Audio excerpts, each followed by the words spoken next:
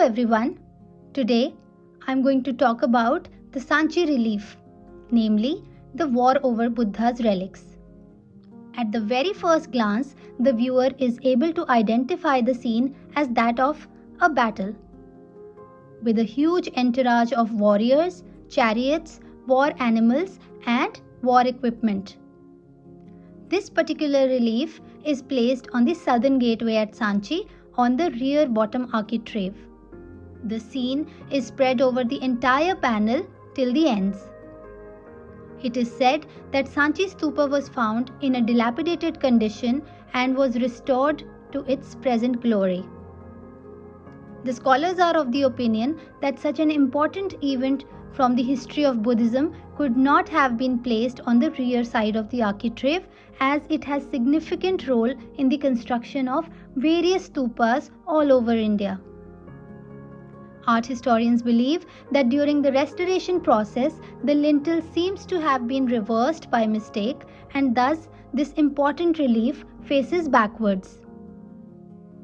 Some scholars also believe that it could have been meant to be seen during the Pradakshina on the upper Pradakshina passage.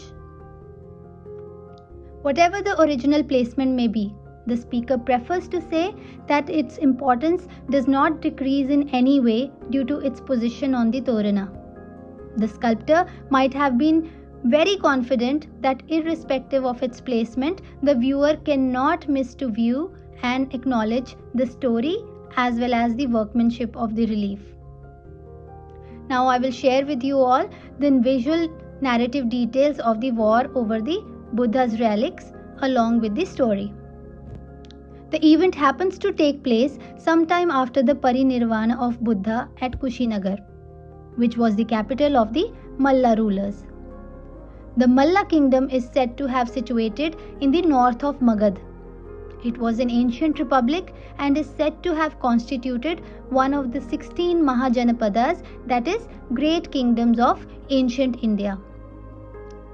After the passing away of Lord Buddha in the kingdom of the Mallas, his physical form was cremated and his last remains, or the so-called relics, were hidden by the Malla ruler in an underground chamber.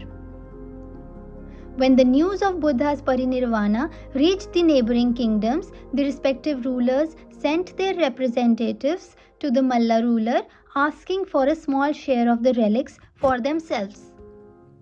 The Malla ruler was adamant and did not want to share the relics and thus refused. And this particular event became the root cause of the war over Buddha's relics. The Sanchi relief also depicts the same. The 8 kingdoms who wanted to have the share of relics were namely, the first ones were the Sakyas of Kapilavastu. Buddha himself was a Sakya, and so their family members wanted to have a share of his relics. The second was Ajatshatru, the ruler of Magad. Third, the Buliyas of Allakappa. Fourth, the Koliyas of Ramagrama. Fifth, the Mallas of Pava. Sixth, the Lichavis of Vaishali. Seventh, the Brahmanas of Vethadipa.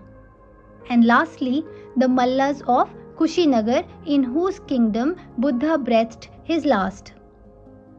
So the relief panel on the southern Torana depicts a siege in progress. This episode aids the viewer in understanding the modes of warfare, the war equipment, animals and entourage of those times. This battle rose out of an unseemly conflict over the distribution of the relics of Buddha. In this dramatic scene, the armies of the rulers of the 7 kingdoms prepare in order to proceed to attack the Mallas of Kushinagar. The conflict is said to have resolved without bloodshed, as Brahman Drona convinced the Malla ruler to make peace with the neighboring kingdoms by sharing the relics with them equitably. The whole relief shows a large number of figures with the palace-like structure in the middle, signifying the palace of the Mallas of Kushinagar. We see some figures in heretic scaling, ascertaining their importance over the others, as they are the prominent rulers on chariots and the smaller figures may be those of the war soldiers.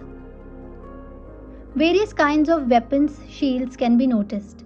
We notice the drama to be concentrated in the center as the figures approach towards the middle of the panel from both the sides. The sculptor is successful at capturing the essence of the narrative and uses the given space to accommodate a large number of figures and palace in order to construct the war scene, which makes it easier for the spectator to understand the story. Though the narrative is remarkable in execution, but it certainly leaves a question in the mind of the spectator as to why the rulers gave so much importance to the bodily remains of Buddha when Buddha himself discouraged veneration in physical form.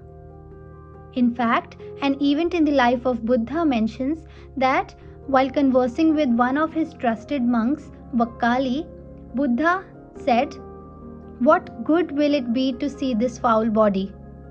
He who sees the Dhamma sees me. Seeing the Dhamma is seeing me. Seeing me is seeing the Dhamma."